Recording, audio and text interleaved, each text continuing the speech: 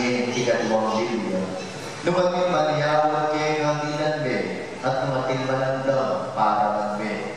Dindam yun ang mensahe, luburan me kakaluburan mo at ikasaman ang kasalan mo. Dapat ang ngayong isasabyan ko kay kayo, luburan nyo lang ang kasalan nyo at panalangin din lulupin kay kayo. Kalita maging tunay na pumanak nilipayo at sumanuwa. Uli ng Diyos sa pasagay kay Naldo, karing marawak ang pumayag. Pamudan niya karing maranayag adapat at marawak adapat. Nangablas niyo kay kayong paninayan ng Diyos, nung lulugaran niyo lamo kaya nang lulugod kay kayo. Agyan din talapan ng ilwis makanyang lang haraptan. Nung luluguran niyo lamo at pakisabyan din kakaluburan niyo, nanong payo na dito. Agyan din pag-ano makanyang lang haraptan. Inyasa supat kayong maging ganap, nung makanalo yung ganap, higit payo at sipanwang. Kaluburan ng kabataling ayaw mabalita, ni kenatamang kaligtasan. Kapayan, ekaw Kristo. Bayan payamak po kay Pongan. Masaya kong may balik kung ingatin niya kung kisami ng kaya kayong visitas. Balaan pa kinanya kamo pututulo niya. Balaan pa kinantama kong ibabato. Takot-takot takong mapisayang manabuhi yung kisami kayo. Ngini o yan po sasadesene. Pauli na rin pagaliyo, pauli na rin grasya na ng aking Ginoo. Sabi na rin Ebanghelyo, maging ganap kayo, kalupaligid payo at subalwa. Kinamalang English, masasating niyang pakiramdaman. Be perfect as your Father in heaven is perfect. Otat guli na nga akong Ginoo na maging ganap tao. Otat guli nga akong Ginoo maging perfecto tao. Kasakit wala maging perfecto.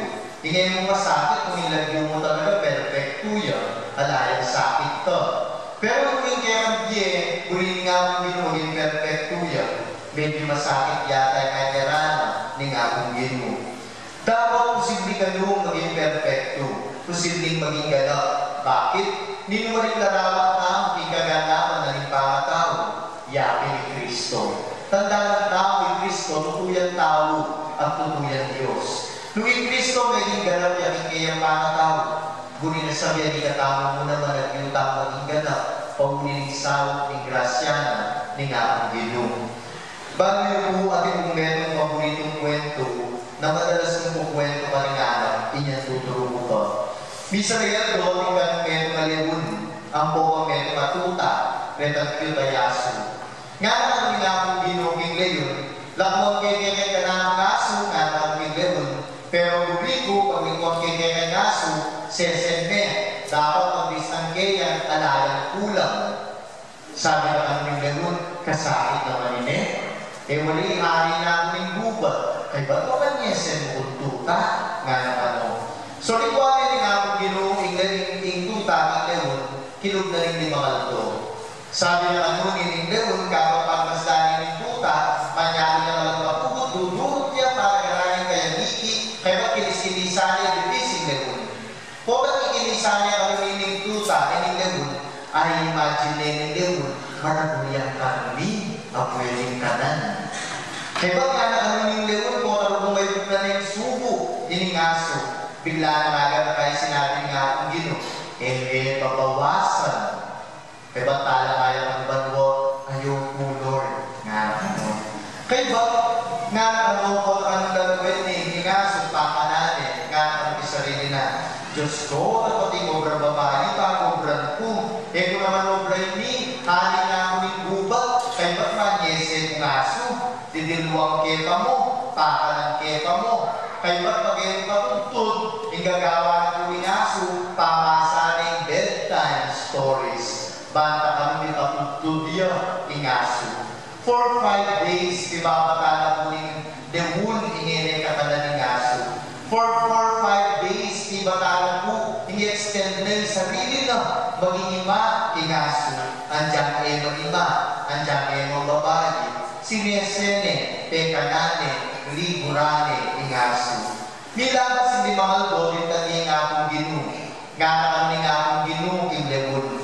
Mayaw alewon, pasalamat po, ulining depatan mo, king kanakang paboritong aso. Ngini pa mo, naging ganap na kang lebon.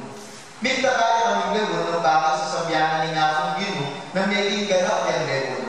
Nga naman yung sarili na, naman yung huli na sabihan ni nga akong ginu kanita, kasi hindi mo yung gewa ko. Nga naman ni nga akong ginu kaya, dahil huli ni Aldo at Indian mo, nung bakit sinabi ka, kuketa, na you are now a perfect lion. Ngini netong ganap, alebon. Kalukulang kong kapatid, yung kwento ay hindi, kwento niya naman yung kinatamang diye. May nga itamang lebon. May nga itamang lebon na inutos na ni nga akong ginumbanten, yung balang beton. Yung kinatamang diye, bakit akang maging niyang ganap, pakiapusan tayo yung kwento na ng lebon. Mumula, yung kinatamang diye, bakit maging ganap tao at inya na kong level. Mumuna, itanako ako sa that appetite level. Kakadwa, thinking level. Kakatlo, itanako sa that spiritual level. Maragal kaya kasama pa, wala tang pamiliwa ka rin lebon o ka rin aliwang animal o aso. At itamo kaya ang appetite level. Nakurin mo rin sa biyan ng appetite level. Yan rin ang level na inisip. Itang level na kapag pang meraping at siya mga niya.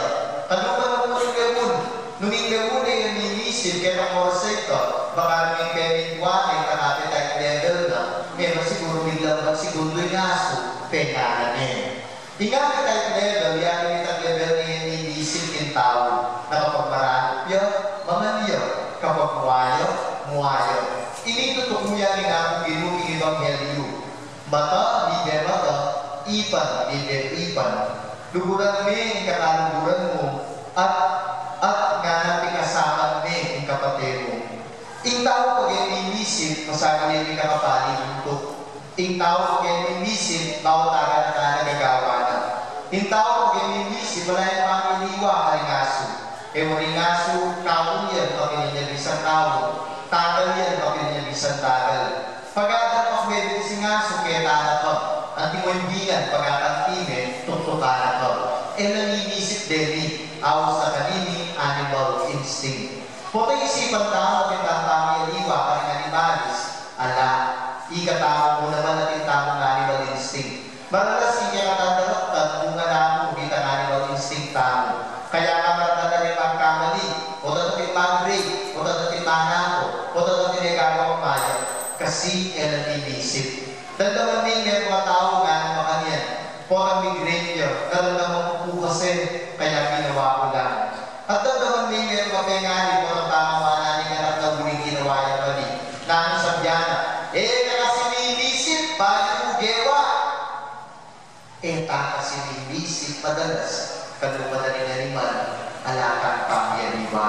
Dapat yung kinatamang pakatao, kalunan kong kapatid, yan mo kapag appetite level. Kapag may ramang tao, kapag daramangan, nandito po ba, isa ko ka rin yung magulang isang ban, binanayin naman yung appetite level na yung tao. Kasi gusto nga po yung consecration na yung misa, supposedly makasiglamula rin tao. Pinanit po mag-consecrate kung may bigla ko rin ang dalaga. Di na ang laging libutan na yung bisita sa linwal na kapag consecration. Siguro mo, agang araw, kailangan ng lumwal, pero nalapak yan ang iking maringyari. Okay na sana ka na po ito, pero rin po na lang. At niyang pinagdit niya mga di ng infami, kapag nasapak yan na rin tao, mga di na, may balik lang. Di na lang kasi balik, ilibutan yung isang ban at may pagkwentulan, may di na po. Awas na kanita, appetite level. Nanilisip at iluging isang ban, nanilisip dengan ibang tao na nila, samantalang nila ang anlakat na kinglibutan.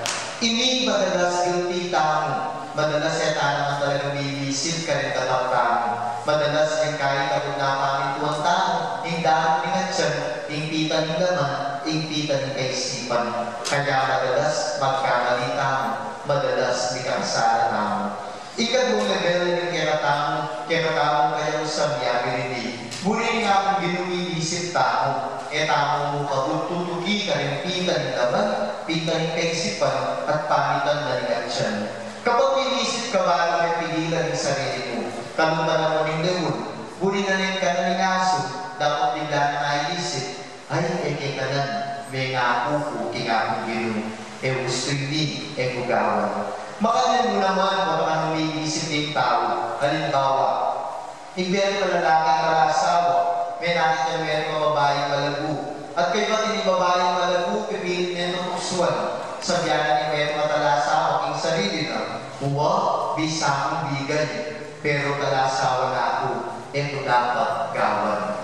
Potang may isip yung tao, bago na yung utusin kanyang appetite, bago na yung pigilan ng kanyang appetite, bago na yung pigilan ng pita ng kanyang kaisipan, ng kanyang atsan at ng pita ng laman.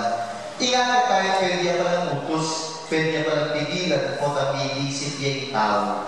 Kaya kaluran mo kabataan, kayo patulog may isip, kayo patulog mag-desisyon, kayo patulog yung tingjan yung bagay yung paligid nyo, banay tama na lang o kinapit ay tamo, banay natili tamo, kaya may isip pa level na may tao sa mo. Dapat yung danger mo na inisip ko ang appetite, ilang gagana ng tao. Yung po ako pansinan, madalas na ang taong biyasa may isip, madalas na ang taong biyasa, madalas na ang taong mga pasanting at makaintindi bagay-bagay, pero makagawa pa rin baro, pero gagawa pa rin bayan, pero kailan pa rin bayan para tao. Bakit? Ulit na yung kaya ng pag-iisip, minuna pag-iisip melatiya at inappetite ay merabul. Iruwin nero, irulne ang kaisipan. Ing magharing ng appetite, ketang kaisipan. At madalas po nang ibigari ng appetite, ing kaisipan, ing balyarin tao, maging intellectual monster tao. Biyasa tao pin, minisip tao pin, pero minisip tao ayot parugali, ikilos tao ayot paparugali, magdesisyon tao ayot padesisyon. Minisip tao, pero ating yaparin at maragulya pa rin, kitang appetite tao.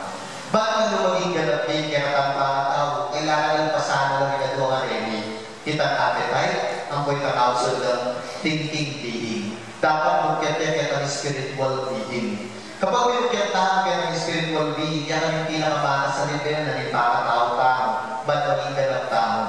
Yung spiritual being, yan ang pakatintanang capacity to love and capacity to love unconditionally. Itong spiritual being, pakatintanang kapasidad na mamatawad. Itong spiritual being, pakatintanang kapasidad magsakripisyo. Itong spiritual being, pakatintanang kapasidad kilalanan ng akong gino, kindieta mo.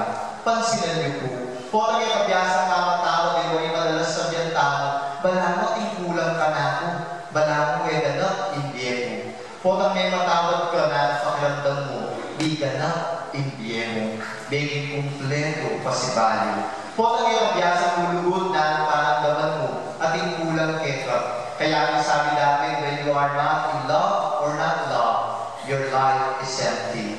Po ang empty yung bien mo, at yung kulang ketra. Pero po ang biyasang lulugod at yung lulugod ketra, maging ganap yun, imbien. Imbien na mo po ang biyasang magsakripisyo, maging ganap yan lalo, imbieta mo. When we learn to sacrifice, when we learn to die for our loved ones, and at the same time, live for them. Anak ko ulaga, huwag mong kiyatang kaya spiritual level. E natanang mo si kaso, itang pag-iisip. E tayo si kaso, itang panamdaman. Nung si kaso tayong lampas yung panamdaman, lampas yung pag-iisip, yakin itang gurugod, yakin itang mamatawad, yakin itang magsakripisyo. Tingnan yun yung sakripisyo yan. Kindakal na pagkidakal, apinanit, kindiena, kinpaman yese na tingaso. Hindi mo biyasa man yese, pero may biyasa yun, paguli na rin pangako na kingakong gino. Hindi mo biyasa kapakal na pagpapatutod aso, pero may biyasa yun, uli rin pangako na kindiyos. Mananasanay mo naman yung pamilisip tamo, e talo pwedeng lakoy na appetite, hindi tamo, patinin yung pangatao tamo. E tayo pwedeng ilakit, lakila po yung tinimbiing timbiyeta mo. Patinin pamilis ng tao, yung nilisip, magdesisyon, ang upang maintindi. Dapat kailangan paragulang tao yung level ng spiritual tao. Kuning diyan ang maghari sa timbiyeta mo. Umuna, spiritual level. Kakadua, thinking level. At sanit ang pinakamalaking portion ng diyetamo, yamu ang appetite level. Na pwedeng maging baligtad, uling maging nang baligtad, alatang pangiyatiwa, karing animal,